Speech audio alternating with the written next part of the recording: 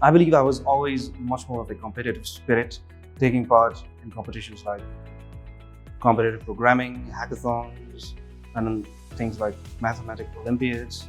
And it was quite reassuring to find that the university itself holds such competitions here in the form of hackathons or things like Navadhara, which is an annual project competition where you build and innovate things that might help change society with using technology that you develop with your team.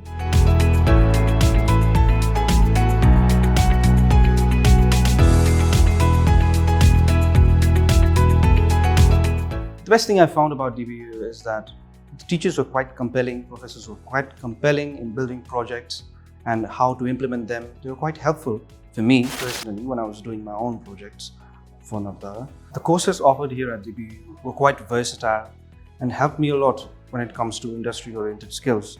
Things like help you in communication, whether it be like actual coding, hands-on coding, or whether it be like communication skills.